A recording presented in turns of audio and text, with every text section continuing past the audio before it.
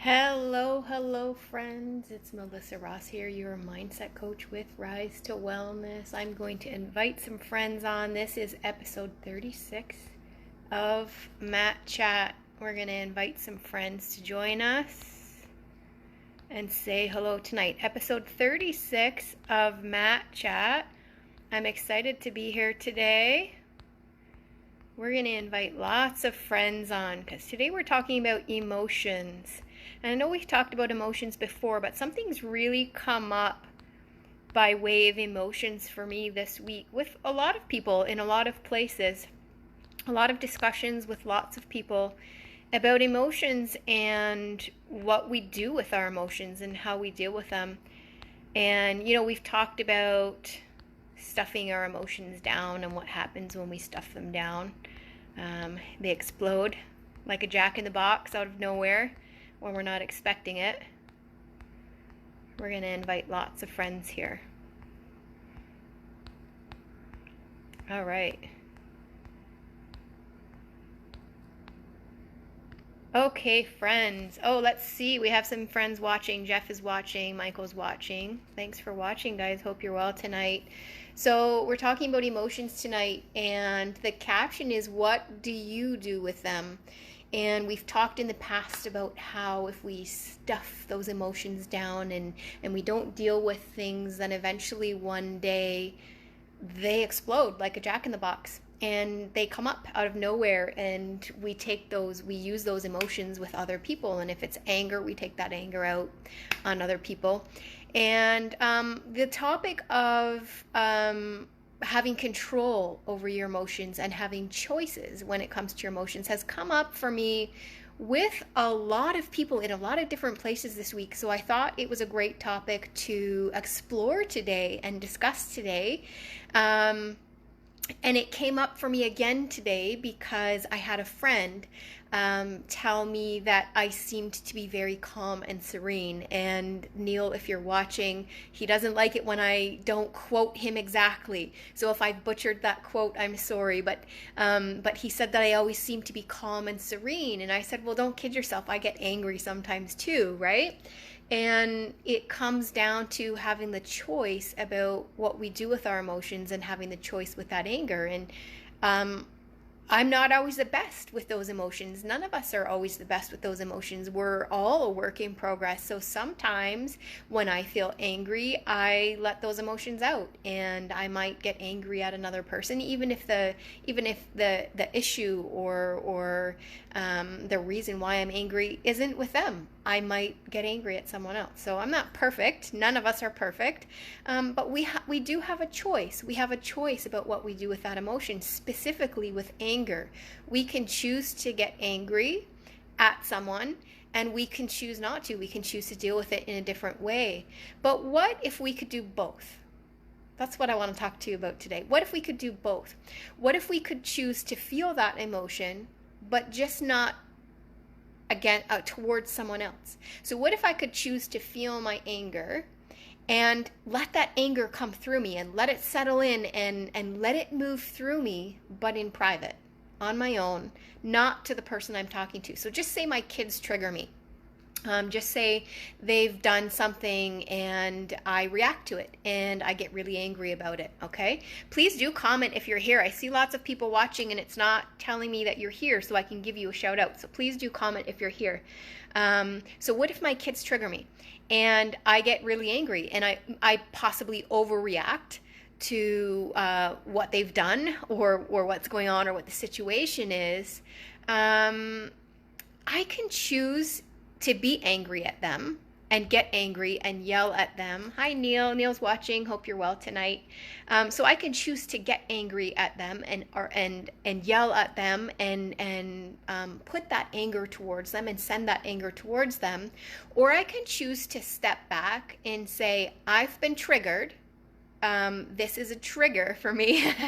Neil says, I want a royalty for the subject preference. Absolutely, Neil. And you came in late, Neil, because I was saying that this has come up for me many, many times this week. But it was that it came up again with us today that made me think, I think this is what I'm going to talk about tonight when I was coming up with the idea of what I was going to talk about tonight on Matt Chat, because it's come up with a few other people this week, and then we were just talking about it today.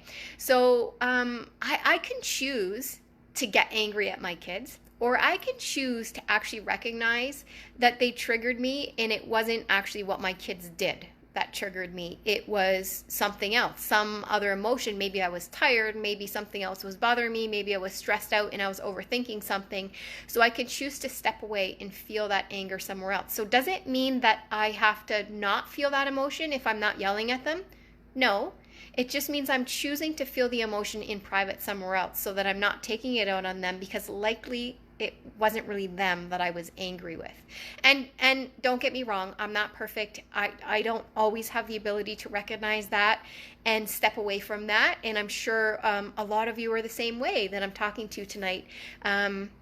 Sometimes I do react. Sometimes I do yell at them. Sometimes it's warranted. Sometimes it's not. And if it's not warranted and it really wasn't them that was the issue, I make sure that I go back and take ownership for that, and I let them know, that wasn't you that I was angry at. I'm really sorry I reacted that way. I had this and this going on, and I apologize. Neil says, not the kind of inspiration I was hoping to provide. LOL. Neil, that's funny. So I'm not always perfect with that. Sometimes I have to go back to my kids and apologize. But what I wanted to really point out today is that we have the choice. We don't need to stuff that emotion down. We don't need to hide the emotion. Yes, we have the choice to whether or not to react to that emotion to that person. But we also have the choice to feel that emotion in private. It doesn't mean that you need to stuff it down like the Jack in the Box and have it, pop up one day because you haven't dealt with, because it's something that's behind that emotion, right? So usually if you're being triggered and you're feeling angry because something happened in your life that in that regard with that thing, whatever that was, that's triggered that anger, and because you didn't deal with it back then. Maybe it could be 5 years ago, it could be 2 weeks ago, but you didn't deal with it at the time. So not reacting to that emotion at the time or to the person that you're feeling the emotion with or beside doesn't mean that you have to actually stuff that emotion down. You can still feel that emotion. You can still let that emotion come through you and move through your body and do it in private and deal with what that underlying thing is and what that underlying trigger is, so that it doesn't happen again. So if you're angry, go yell, go scream, go cry, go punch a pillow, journal it out if that's what you need to do to get it out. You just don't need to. You have the choice about how you let that anger out, and it doesn't have to be let out in front of those other people, right? Hi, Jill's watching tonight. Hope you're well tonight, Jill. So it's not just anger though, friends. So I decided to talk about this topic today because the topic of having the choice around anger and the choice about what we do with anger and the choice with that emotion has been coming up all week with me with a few different people. But it's not just emotions. It's not just anger, sorry. It's any emotion that we have the choice to decide what to do with it. So it could be happiness. Benio was watching. Thanks for watching tonight. Hope you're well. It could be happiness. It could be sadness. So if it's an emotion of sadness, we have the choice what we do with that too. We can feel that sadness alone. We can feel that sadness with other people. If we're feeling that sadness for a reason and we don't want to bring down other people, it's still okay to feel that sadness. We don't have to be happy every minute of the day. We can feel that sadness and allow that sadness to come through us, and we can cry, and we can, have a down hour or a down night and, watch sad movies and cry it out. But it's what we do to turn that around that counts. If we continue the sadness for days and then weeks and then months, then that starts to become an issue, and we're not dealing with that underlying trigger and that underlying issue that's causing the sadness, causing that emotion, right? But it's okay to let that emotion come through you and deal with that emotion and let it work through you the way it needs to work out. As long as we come back from it, an hour later or the next day, we give ourselves the time that we need to deal with that emotion and deal with the underlying issue. Because, I mean, there's always an underlying issue to an emotion.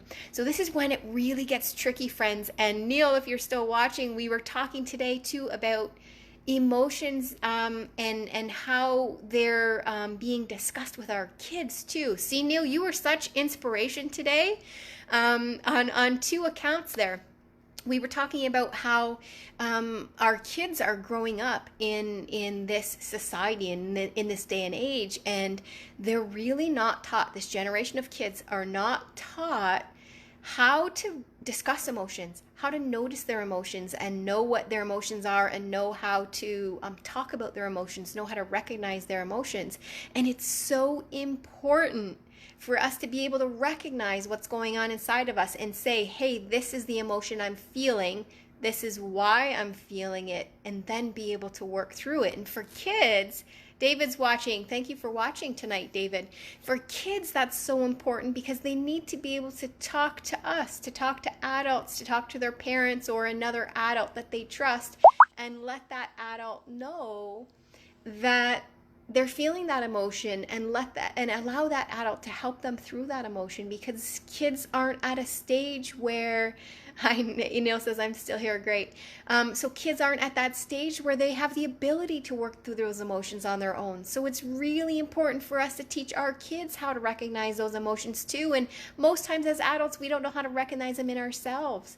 So it's really, really important for us to allow that conversation to happen with our kids too, and show them. So I said earlier in the video, I show my kids those emotions. I open up to them. If I get angry at them, I tell them, I let them know, I apologize for letting that anger come out at them. And I let them know that this is what was going on with me. I've missed my meditation, or was tired, or I was preoccupied and upset about something else when this event happened.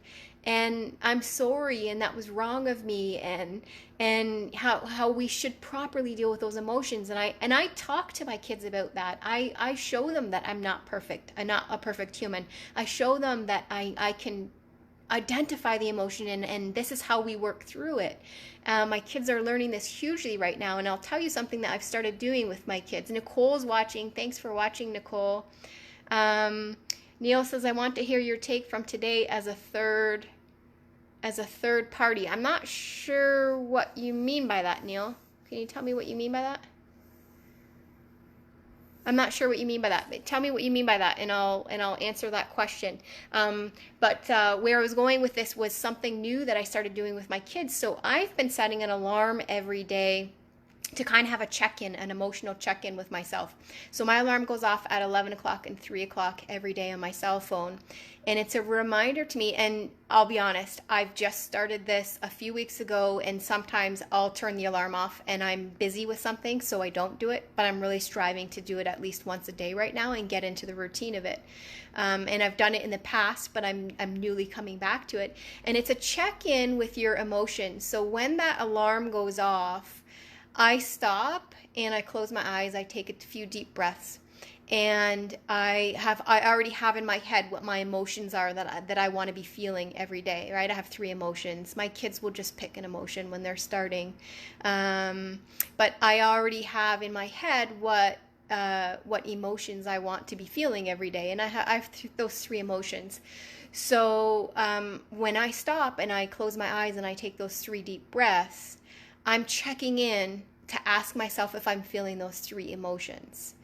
And if I'm not feeling those 3 emotions, I take myself back to a time when I was feeling that emotion. So just say it's joy, health, and I don't know, time freedom. Okay, so if I'm not feeling healthy today, if I'm feeling under the weather, or if I'm not feeling joyful today, I will take myself back to a time where I was feeling that way. So I'll picture that time in my head, and then I'll think about the emotion of that time. So I'll picture that time and think about what my feeling was at that time so that I can be in the feeling of that emotion, so that moving forward, it'll be easier for me to be in that emotion and feel those feelings that I want to feel every day and those emotions that I want to be in every day. Neil says, I'm listening. You're speaking to everyone makes me a third party. Oh, I gotcha. I understand, Neil. I'm teaching that to my kids right now. And so we just did that in the car on Wednesday. And obviously I didn't close my eyes because I was driving. But we talked about choosing the emotion that you want to feel every day. And they both chose happiness, which is great. They both want to feel happiness every day. So we talked about choosing that emotion that they want to feel every day and then bringing themselves into that emotion. And if you're not in that emotion, what can you do? Garrett's watching. Hey, Garrett, I hope you're well tonight. Long time no see, stranger. My goodness, we have to catch up. We're talking about emotion and feeling that emotion. And so my kids were kind of wondering, well, how do I get into that emotion? And so I gave them an example. I said to them, well, I haven't done my meditation yet today. It was afternoon time. I said, I haven't done my meditation yet today. And I'm feeling a little off in the health department. So I want to be these three things, and one of them is healthy. I want to feel healthy every day. And so I'm not necessarily feeling healthy today. I didn't sleep well, and I haven't done my meditation yet. So what am I going to do about that? I'm going to go back to a time and think of that time when I was feeling healthy. Think about what it felt like to feel healthy, and then I'm going to go home and I'm going to do my meditation, and I'm going to journal on that and journal through that and really feel into the emotions and the way I was feeling when I was feeling healthy, because I want to make sure that emotion sticks with me. And so this is one thing around emotions and working with emotions and feeling emotions and reminding yourself of those emotions every day, the positive emotions that you want to be in, that I'm working with my kids with. And this is such an easy practice to start with your kids, to get them talking about emotions. And I don't know how we got onto the topic of kids, but you all know that I do storytime yoga and I absolutely love working with kids. It just brings me so much joy. So somehow when I'm talking to adults, I always get onto the topic of kids and how we can involve our kids in all of the wonderful things that we do in our day-to-day lives. So to recap, for those of you who are just coming on, we were talking about emotions and how we have the choice about what we're going to do with those emotions. We have the choice to feel those emotions, and then we have the choice to feel those emotions and possibly feel them in front of other people and possibly take them out on other people. Or we have the choice to feel them by ourselves and work through them by ourselves so that we don't take them out on other people. We have the choice about what we do with those emotions. And so we talked about anger and how we have the choice to allow anger to come through us and allow ourselves to feel that anger and allow it to come through us in a productive way without taking it out on others and being angry with others around us. And then that brought us to talk about happy emotions and how to be in the feeling of positive emotions and things that we want to be feeling every day.